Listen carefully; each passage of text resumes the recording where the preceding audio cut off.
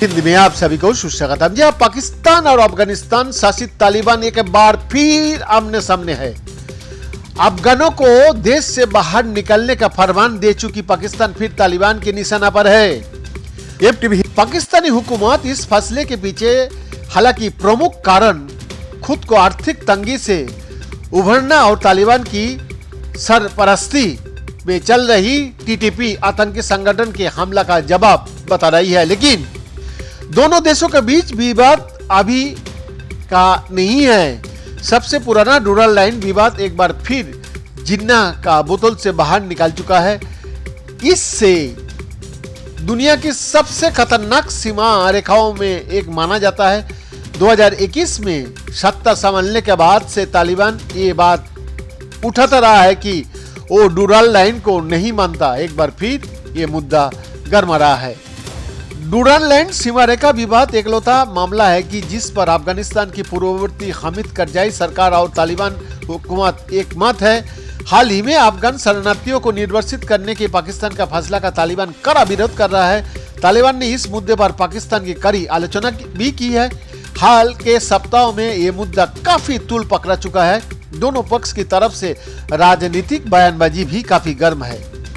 पाकिस्तान और अफगानिस्तान का बीच लड़ाई सिर्फ यहीं तक सीमित नहीं दिखी। वर्ल्ड कप मैच के दौरान अफगानिस्तान की पाकिस्तान पर बड़ी जीत ने उसे अफगान शरणार्थियों के लिए समर्पित किया। अफगान खिलाड़ी मैचों का अंत में अपने पाकिस्तानी समकक्ष साथ हाथ मिलाने से इनकार करते दिखे। उन्होंने इसके पीछे की बजाय अफगान शरणार्थियों के प्रति अपना समर्थन कहा।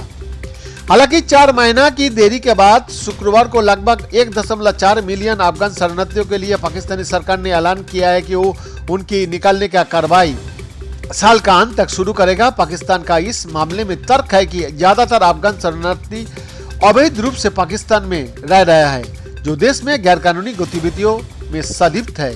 इसके अलावा उसके यहाँ ज्यादातर आतंकी वारदातों में टीटीपी शामिल रहा है। ये तालिबान से संचालित हो रहा है। 1893 में ब्रिटिश साम्राज्य ने दक्षिणी एशिया में अपनी हितों की रक्षा के लिए 2670 किलोमीटर लंबी रेखा खींची थी।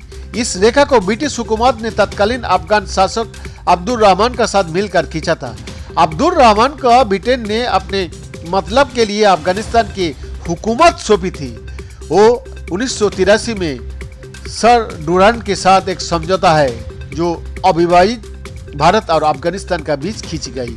हालांकि अब इसके ज्यादातर हिस्से पाकिस्तान में आता है। डुरन रेखा के एक बड़ा हिस्सा पीओके से भी गुजरता है। डुरन लाइन चीन की सीमा से लेकर ईरान तक फैली हुई है। 128 साल बाद भी ये रेखा अफगानिस्तान और पाकिस्तान के बीच तनाव पैदा कर रही है। कुछ समय पहले नंगरहार प्रांत में सीमा पर तैनात तालिबान सैनिकों ने पाकिस्तान अफगानिस्तान सीमा पर वार को ध्वस्त कर दिया था और कुछ दिनों बाद पाकिस्तानी सैनिकों को इस फिर से टिक करने से रोक दिया था। तालिबान शासन शुरुआत से इस लाइन को नहीं मानता। उनका तर्क है कि ये ब्रिटेन ने अपने मतलब के लिए खींचा था और इसकी अवधि 100 साल का थी। अब इसका कोई मतलब नहीं। उधर पाकिस्तानी सरकार लगातार डुरन रेखा लाइन समझौता की नवीनीकरण की कई बार सिफारिश करती रही। तालिबान का आरोप है कि इस बार ने कई लोगों को एक दूसरे से अलग कर दिया। एक ही परिवार के कुछ लोग लाइन की उस पार रहता है और कुछ लोग इस पार। बीएन का रिपोर्ट, एफटीवी हिंदी, दिल्ली।